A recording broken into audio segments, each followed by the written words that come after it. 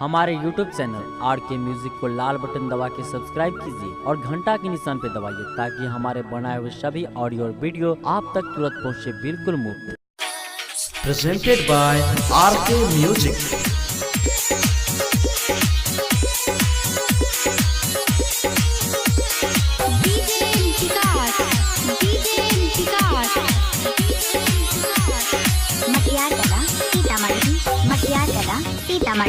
लसर लसर करे फूल गेना जी, लसर लसर करे फूल गेना जी, सैया ना डोला दी तनी बेना जी, चोलिया से चुअता पसेना जी, चोलिया से चुअता पसेना जी, राजा ना डोला दी तनी बेना जी, लसर लसर करे फूल गेना जी, सैया ना डोला दी तनी बेना जी। Mixed by Jit Recording Studio, Sivan.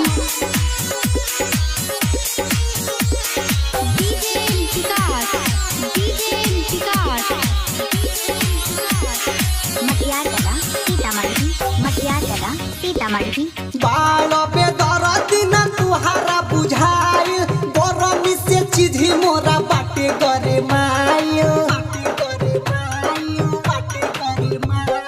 बालो पे दरदी न तुहारा बुझाई, गरमी से चिधी मोरा बाटे करे माई, जाई और आई ताजा छेना जी,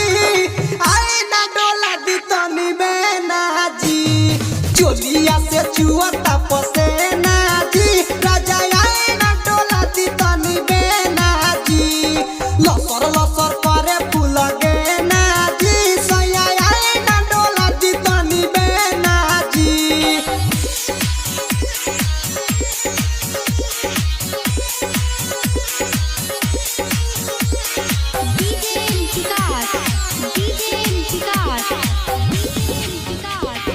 लहकल बापियाऊ जवानिया के आगी, होता न बर्दाश्त अब जनी रउआ भागी,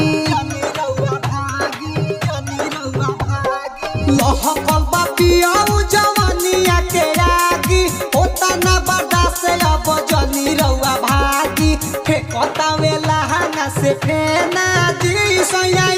ना डोला दी तनी बेना जी, चोलिया से चुअता पसेना जी, राजा आई ना डोला दी तनी बेना जी, लसर लसर करे फूल गेना जी, सैया आई ना डोला दी तनी बेना जी।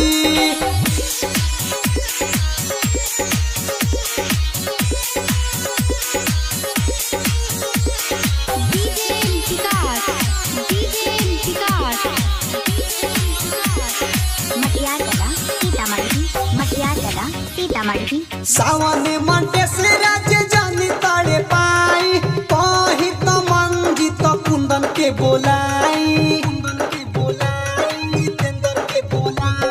सावन मंटे से राज्य जानी तड़े पाई, कही तो मंजी जितेंद्र के बोलाई, समझ ले